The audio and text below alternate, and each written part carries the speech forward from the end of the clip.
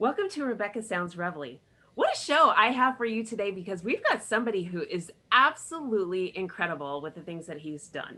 He has been in the business for many, many years, a couple of decades. He's going to tell us a little bit about that, but he's a brand ambassador, a voice artist, an actor, an executive producer, and he is known for The Mad Hatter, Life's Rewards, Daddy, We're Back. You've got to see the trailer on this one, and he has done numerous commercials along with multiple films and TV shows. I'm really delighted to have him here because he is so upbeat, and you are going to take away a lot from today's show. So, welcome with me, Dennis Mallen. Welcome. Hi, Rebecca. Thanks for Hi, having I'm so overjoyed because of the things that I have seen that you're doing. me. And if anybody has not heard your name, they probably know who you are, which is really exciting because you've been in a number of things. You're producing, you're acting, your voice is out there. The amount of credits you have is pretty incredible. And I know that just sort of people want to get to know the personal you so that they connect with you on screen as well. And they can do that a lot with your YouTube channel, but we're going to get them to connect with you right here and right now. So this is exciting. Tell me how you got started in acting. Well, I'm a fraternal brother of mine, Jim Demonic. Actually was a teacher at the American Academy of Dramatic Arts and Sciences in New York. And every Friday we got together in Manhattan for a scotch and a cigar. And I'd walk in, I'm a three-piece suit type of guy, and he goes, "Oh my gosh, look at you. You came out of Central Casting. You should do this. You should do that." And after about a month and a half of browbeating me, I'm like, "All right, Jim, what do I need to do? You need to get a headshot. The heck's a headshot? Call this guy." Boom, made the phone call. "Hey, Jim Demonic. Yeah, come on down, Dennis. We're waiting for you." All right, get the headshot. "What now, Jim?" "You need to learn how to read copy." "What the heck's copy?" "Commercials." Boom, made a phone call. "Oh, yeah, Jim said, come on down." And boom, boom, boom. And my first audition was actually with Pat Sweeney, a great casting director in New York. It was for China Airlines. My first audition. I walk in this room 26 years ago. It's me and a bunch of older gentlemen that are follically challenged, okay, Oh, and shorter than me. So I'm like, what am I doing here? I felt out of place. Well, I walk in this room, Pat sat us down, and she goes, "Just talk to the camera. Just talk to me." She goes, "You guys have helped a company from Asia relocate to the States." And I'm looking at her. I'm thinking this is, where's the cameras and stuff? Because I did this literally 6 months prior in my career. I was a technologist. And I'm sitting there going, this is surreal. So I'm talking to her, and I'm Irish, Italian, Brazilian. So I got my hands going. I'm talking to the guys next to me, and it felt so good. So, all right, cut. I walk away, not thinking, hey, got one under my belt. Great audition. Feels good. "Hey, Jim, thank you. It felt great." I get a call 2 days later. "Hey, we want to book you for next week, Monday through Thursday. Who's your agent?" Like, "I don't know. Can I call you back?" "Sure." Click. "Jim, what do I do?" "Call this guy." He gave me a guy from CA. So I call this guy from CA. "Oh, yeah, Dennis, Jim Demonic, la, la, la." I go, "They're going to pay me X." "Oh, no, no, no. They're going to pay you a lot more. Let me take care of it." Okay, sounds good. And I'm thinking, what do I tell my full-time job? Now, I was a CEO of a technology company back in the day. So I'm like, I'm going to work from home next week. And I've been on a tear ever since. It just, I've had some ups and downs. I haven't nailed every audition, but what a way to start a career. And it's been fun. And I did some stage. I'll never do stage again because that's scary, and that's real acting, if you would. I don't take anything away from anyone, but that is scary stuff. interesting. Yeah, I was Lenny in Of Mice and Men. I did all of 10 shows. I lost 10 pounds. I was stressed. I was crying. Didn't know what was going on. So 2 o'clock in the morning, I'm on the phone with my mentor, Jim. And I'm like, "Why am I crying?" He goes, "Well, obviously you're a method actor." "Jim, I have no idea what that means, but I quit." And he's like, "You can't quit. You tapped into something that it's tough to tap Yes. into." And I'm like, "All right, whatever." And then I got back into commercials. My first feature, my first SAG feature was Devil's Advocate, where I was an extra and I had Mr. Pacino right over my shoulder, Keanu Reeves, Craig T. Nelson, and I just love it. surrounded by royalty. It was so much fun. And I've always learned from Jim and from, just people I've been around, you always have an intention. So if you're starting brand new and you're an extra, even if you're walking through the scene, have an intention. Why are you here? What's on your mind? What's going on? Have something that the director can see and work with, you know, because that's going to carry you through your entire career. And Rebecca, something I've learned early on, whenever I'm on set, it's always an audition for something else, right? Yes, Think yes. you never know who's looking. The director might have another project in mind, which he or she always does, or the DP might say, you've got the look for something else. You just never know. That is so And, true. And you know, oftentimes people show up on set that aren't expected to be there. that's correct. That's Hmm. correct. So, you know, if you show up and you're on time, you're early, you're professional, you're not a pain in the butt, you do what you got to do and you come prepared, that's half the battle. I subscribe to a lot of what Pacino does. I read a lot of Tom Hanks. Really American royalty, if you would, and it's all the same thing. If you're on time, you're late. Be prepared, be off book, and bring 10 to 12 different ideas. That's your job, and then the director, he or she will take you wherever they want. So that's what's carried me through. Um, and you have to run it like a business. I've always been an entrepreneur, so I run it like a business. I like what you're sharing because not only is it applicable in entertainment, but you can apply this theory to a number of areas of your life, and it's going to Sure. make you very productive and successful in the long Hmm. run. Hmm. Without a doubt, a lot of my mentors, I've learned early on, habits. You got to have certain habits. Habits and routines really serve you. Are you letting your day get away from you, or are you getting up at a certain time every day, doing a certain routine every day, reading your goals, reading your affirmations, whatever you need to do to get your day going? I mean, I subscribe to 6 hours of sleep. Good, bad, or indifferent, I get 6 hours of sleep. You're I lucky. bounce, and Rebecca, the first thing that I do is take a cold shower. Okay. Now, there's many trains of thoughts on that. Tony Robbins wakes up, Ed Milet wakes up, bam, cold shower. It also helps from a physiological perspective. And I'm not a doctor, so I'm not going to go from that perspective, but it gets my day started. Bang, I'm wide awake. My goals, my affirmations. I eat oatmeal in the morning. I drink 2 bottles of water. Bang, I'm off to the gym. And then my day starts from there. So, you know, I've always had this discipline and it's always served me. So routines and habits will serve you, but don't let life get away from you. And, I mean, with the pandemic, it's been interesting because I've been busy during the pandemic. I think I've done almost every mask commercial that's out there. And it's just hysterical. As we were saying before the show, people say, there's no work out there, there's nothing going on. I just smile, nod my head, and keep moving, you know? Well, and you've had an opportunity to do a lot of voice acting as well. Yes, Now, yes. was that more so during the pandemic or kind of an even flow before, after, since, Uh, Even, during? before, during, after, we shot the Mad Hatter pre-pandemic. We shot it in Florida. Uh, Great movie, horror movie. Kate Devaney, first time director. Uh, great at her job. Love Kate.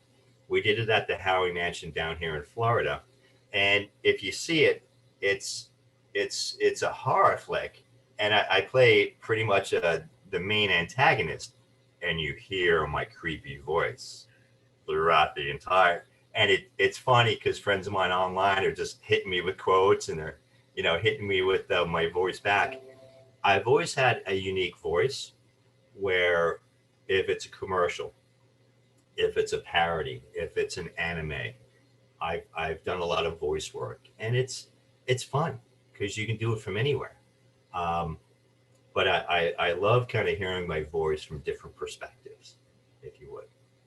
I can understand that. And it's really interesting the vocal ranges that we do have. And if you're not a artist in the sense of a singer, Hmm. when you start utilizing the different inflections that you have, the intonation, and you pay attention to what's going on, you really get a different view also of yourself and your capabilities. It's absolutely phenomenal what happens with just voice patterns. No, I agree. And, back in the day, the first thing you have to get over is listening to yourself, hearing yourself, and seeing yourself. So true. I It's so true. it's interesting. With the pandemic, you do a lot of self tape auditions or a lot of Zoom auditions and stuff like that. And I'll do one, two, three takes for a self tape, and I'm like, yeah, that's good enough because I'm so critical of myself. I'll drive myself crazy. So that's kind of what I do, and yeah, you gotta. There's so much out there to do. I coach a lot of newer actors and kind of mentor different people, I not love from my that. perspective. And the advice I was given back in the day is get in front of every camera, any camera, as often as you can. No role is too big, no role is too small. Just get out there because, as I said from the onset, you never know what's going to happen. That's so true. And oftentimes we forget in the totality of our life, just daily life as an average person, Mhm. we are on camera all the time, everywhere we go. When you're driving, you're going through traffic cameras. When you're at Yep. the stores, everybody has cameras on you. And so, if you kind of get in a frame of mind that this is just kind of the life we live in Hmm. the world that we're in now, where we're just on it all the time, Hmm. it may, if we can keep that at the forefront of our mind, it may help when we're doing a lot of video conferencing or self tapes, um, the Zoom. I know people, this has become probably the biggest um, sense of media Oh in yeah. the last year. Zoom has been, Sure. well, that and TikTok, I think, have really taken, those two have really taken off, but they're both video platforms. Hmm. And so I know that people are getting, a little bit more accustomed to it, but I think there's still, like you said, there's like this little apprehension, especially if you're a very self-critical person. You said, okay, I maybe don't like this or I don't like that. But the more you get familiar with it, you just kind of go with certain things and you can Sure. see different parts of your personality coming out. And then you go, oh, you know what? I might want to work on that one a little bit more because I can really make that pop. Didn't realize it was coming across this way. And look at this. Look at me go. You surprise yourself in a really good way too. It's life has changed. You look at the way business is done. Are we ever going to go back to going to the offices, the 9 to 5? Maybe, maybe not. No. I don't think so, because people have become accustomed to working from home and doing their thing and doing the Zoom meetings and everything else. Now, one could argue: are you more productive? Are you more collaborative? It is what it is. It depends on the individual. I know my daughter does the online schooling, and she's pretty disciplined, and she's getting a 4 point something throughout all that. So she doesn't need the social interaction. I I guess my ADD is getting worse as I'm getting older. I can't sit still, Like I gotta which do something. the dynamics of it keeps me moving and grooving. I don't like to sit still. I wasn't a kid to sit home and watch cartoons, after school and stuff like that. I was engaged in sports and just out there with people. So funny how things kind of change as we get older, or maybe not. Yeah, well, okay, so too, we get to set in our ways in some respects, but then we do have things that can change as we get older. But one of the things, you've been doing this for a really long time, um, over a couple of decades, and you're very, very good at what you do. I'm wondering, out of all of the things that you have done so far, Uh-huh. is there any one particular film or commercial or TV show that you've done that you found to be the most rewarding? And I've got to tell you, I saw that you guys had a festival not a couple of years ago that Yeah. really was quite awesome. But I'm just wondering from your for your own perspective, which one might have stood out a little bit more? Well, Tom Brady was asked, what Super Bowl win was the best, and he said the current one. You know, Yeah, yeah, I, uh, yeah. I enjoy the productions I'm in. I enjoy the stuff I have in the can. We did a western. First time I did a western 3 months ago. Um, I'm sure you saw my picture. My hair was longer. I had a beard going on. I had to learn how to ride a horse. That was so much fun. Oh, And Killer Miller, the dialogue, everything was amazing. I've got great people coming out. I've got the lead in that feature. And that was a blast. That was a comedic movie. And, I got cast in that basically 2 days before principal shooting started. And I remember talking to Romilla Blade, the producer. Oh, we'll send you the script. How many pages is it? Oh, about 120 pages. And how many scenes am I in? Oh, 95%. you're like, Hey, oh, yeah. you know, Daddy, we're back. You saw the trailer, you saw the clips. The way Angela and Valencia, the producers and writers, wrote it, it's so beefy. There's so much to really demonstrate range. So, what was my favorite? I mean, I've got great memories from like every production. I can keep you on for hours. I love this. Uh, you know, it's uh, it's so much fun. When it's kind of an emotional high and low when you're wrapped and you have the wrap party because it's family, you know?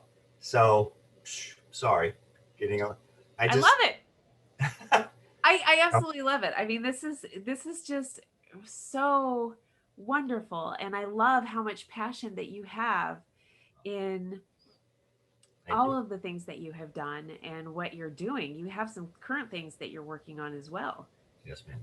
Yes. We have the Can we just Italians, which is an international crime drama, yes, yes, which yes. Zach Dieppe, the executive producer writer, Zach has enough material that we can go 7, 8, 10 seasons. I'm one of the Wow. principals in that, and we're probably going to start principal filming towards the end of the year, because once we start, we want to go right through, and we're going to go from New York to Miami to Paris to Frankfurt. So that's exciting. That is That's really exciting. exciting. Yep. I've got Unlawful Duties. We did a short. It's on Amazon Prime. It got a crazy amount of hits, 10,000 hits, or just something crazy like that. Well, Sunil Kunjari wrote a feature. We're going to start shooting that at the end of the year. So there's just a lot of stuff that's coming in, um, Excellent. and one script after the next, and it's all great material. And having a great manager now to help me weed through and help me navigate the next aspect of my life and my career. It's really exciting. It's an exciting place to be right now. I think it's exciting too. And you mentioned earlier about you're a coach for other actors, a new upcoming actors. Is this something you do via Zoom? Can our audience get in on some of this opportunities to learn from you? Well, it's like anything else. When you're on set, you build relationships, and people start asking you questions, and okay, and I really, if I have 2 or 3 people going on at the same time, that's a lot. I can Because understand that. Yeah. I've got my own career. Again, it's business. It's not show friends, it's show business, right? So I've got to take care of my own business first and foremost. Yes. But it's an interesting and very tricky industry, if you would. People are getting in here and not understanding what they're getting into. So I've helped people navigate the ups and downs. I got this script. This guy's asking me to do this. What do you think about that? What do you think about this? And I'll help with auditions and stuff like that. I just try to keep 2 or 3 people right now, and they have access to me once a week, to sit down or spend an hour actually coaching. But I'm available, for them. Anything comes up and stuff like that. I absolutely love it. I think that this is absolutely fascinating and exciting at the same time because that also demonstrates a lot about your talent. And when you see that being emulated and taken and absorbed and using in their career starting to take off, that just, it's got to be an immensely incredible, just incredible feeling. So Lots of It, excitement going in on your world. thank you. Thank you. Thank you. I love this. Well, I've got to tell you, I can't thank you enough for coming up on the show today, letting our audience get to know you a little bit. I know that they're going to be, if they, especially once you said Amazon Prime, I know that some of the audience members are already starting to look at that and say, okay, I got to check that out. And then they're going to check out all of your other work as well. And so I know they can find you on IMDb and celebrity web pages but where would you really like for the audience to start connecting with you and following you and developing even more of the fan base that you already have?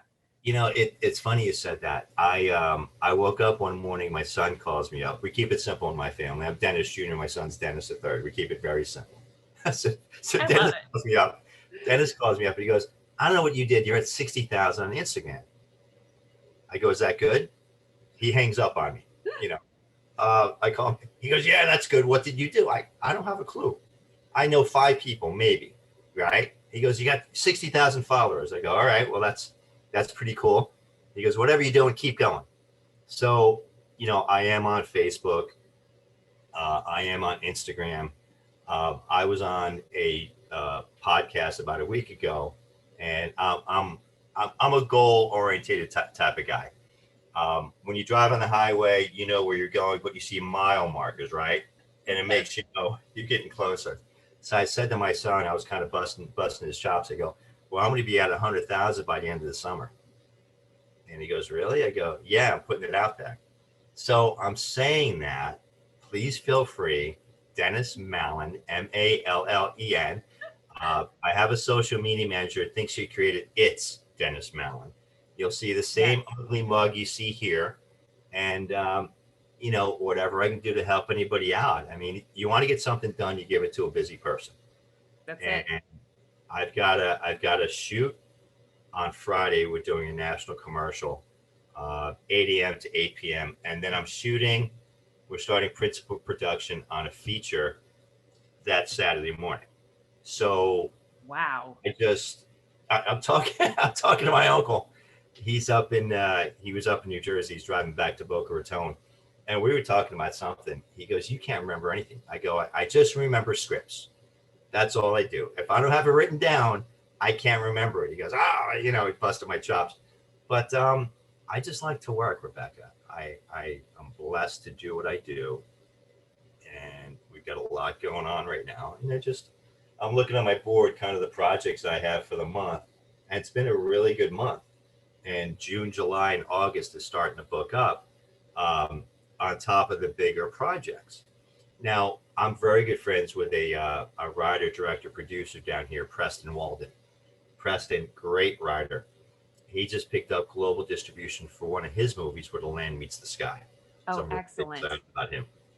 Really excited. We teamed up for various things. I just picked up an option to take a book called Relentless Reality by Jan Soren Masters. It's a true Florida story, and turn it into a feature. So Preston's writing the screenplay right now. We're in pre-production with all that, and we're just laying stuff down for the rest of this year, for next year, and probably 23 too. If you look at the way things are kind of falling together. Yeah. So This is very exciting. You have a lot going on. You have had a lot going on. And this is just, I think, something that the audience is really going to embrace. And we're going to help you get to your 100,000 there on Instagram. Yes, thank you. we got to do it. So I want to thank you so much for being on the show today and giving us a little bit of your time and sharing so much of the things that you've done and the things you're doing. I can't thank you enough. Ah, pleasure's mine, Rebecca. Thank you so much for your time. If I can help anybody with anything, please feel free to reach out. And just just really happy camper, if you would. I'm just everything happens for a reason. I'm glad I'm here. Thank you so Oh, much. oh, me too. Me too. And I want to thank all of you for tuning in to another episode of Rebecca Sounds Reveille. I really want you to connect with Dennis. And not only do I want you to connect with him, but pass his information along to everybody that you know on social media and everybody you don't. Thanks for tuning in. Thank you.